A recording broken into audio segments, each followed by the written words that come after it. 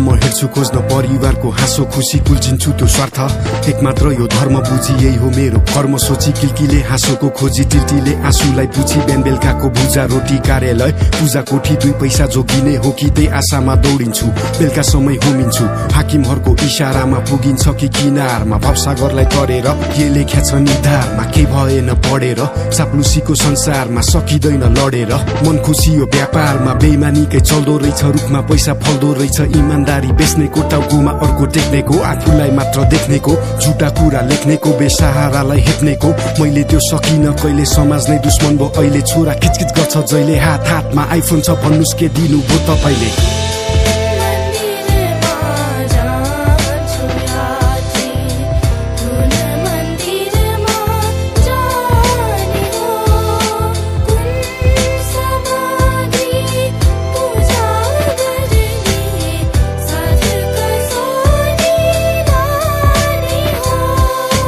छिमेकीको घरमा नयाँ कम्प्युटर ल्याएको छ रे सधैँ घरमा ककटेल पार्टी ठुलो सचिव भएको रे गोर्लेको पकेटमा हात्ती महँगो घडी लाको रे हजुरबाको फुल्छ छाती भ्रष्टाचारी भएकोले छोरा मेरो बिलौना गर्छ बाइसाइकल चाहिँ चाहियो रे छोरीलाई खेलौना छैन बार्बी डल ल्याइदेऊ रे कहाँबाट ल्याउनु छोरी देशको सेवा गर्दैछु होइन म त्यो घुसखोरी बल्ल पेट भर्दैछु दिनदिनै म मर्दैछु औला मुख जोड्दा जोड्दै बिन्ती है म गर्दैछु हाम्रो दिन नि आउला कतै नानु तिमी नरुनु है अर्को महिना किनिदिन्छु नि न्याउरो चाहिँ नहुनु है यसपालि चाहिँ ऋणी हुन्छु बुढी मलाई माफी देऊ चाँडै बाला झिकिदिन्छु तिमी नै त साथी हौ नरिसाउ किन दुखी हुन्छौ नानी बाबु सानै छन् बुझ्दैनन् मेरो भावना तिमी बुझ्न सक्छौ बिन्ती फकाइ फुलाई राखन